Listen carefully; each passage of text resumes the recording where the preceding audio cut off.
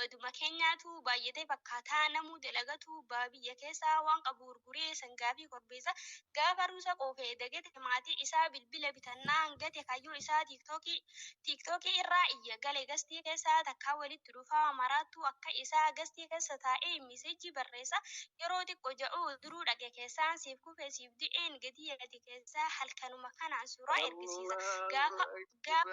Allahu akbar. Hamile ya warra jalaa gubba. Sinii dhumatti jeen ganda gaafa sadiin bo. Allahu akbar. gaafa halkan lammaffaa huccuu baafachiisaa gaafa torban guutuu isii sodaachisaa waan jeeyoon guunne suuraa keen gadi dhiisa gochi akkanaa kuni hedduu jibbisiisaa dhiisa gocha akkanaa walitti nu hammeessaa dubartii dhamaanaadha amaanaa kaleessa dhiira amaanaa beetuu amaanaa jabeessaa jireenya duniyaa anuma deemta keessaa fuula rabbii duratti maaluma deebisa ani hundaaf hin jenne warri kaayyoo qabdan tasuma yaadinaa garuma keessaniin ifitti amanaa ol jaha jiraadhaa humaa sodaatinaa bilaalota garii kan rabbiin jallisee jana qofaan dubartii rakkisee halkanii fi guyyaa hojii isaa dhiisee hojii maal hojjeta rabbii isa jallise way mamaduu garii birrii dhaa nyaata dalguma ciise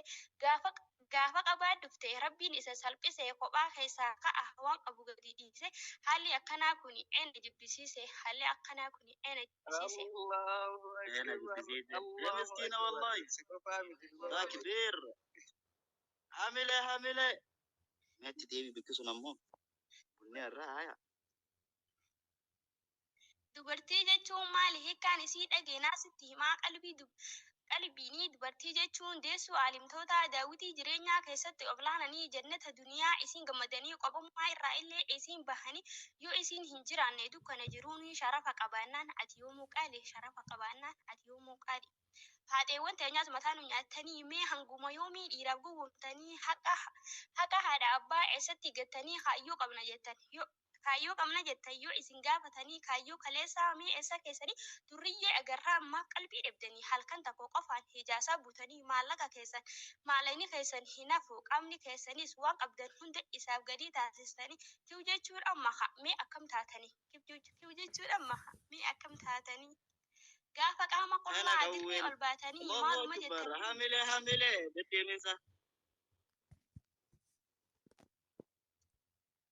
gaafa qaama qullaa dirree ol baatanii maaluma jettanii biyyatti galtanii waan tokkotu jira kan garaana nyaate haadha abbaan isaanii kan isii ergatee alhamdulillahi kun nu dabarte intalli teenyaas fagoo biyyaa baate isii olma bultii tiiktookii irra taatee achi iyyitii qeeqaa wali guurtee isii ruusa qoofte afaan wallaalte tan akkanaatu ni jiruun adda baate dhiira maaltu fuudha tana tasammuun korbaantee dhiira maaltu fuudha tasammuun korbaantee halkan tokko qofaaf itti fayyadamtee boruuni darbitii akka meeshaa hartee asit siif haa galtu yoo sammuu qabaatte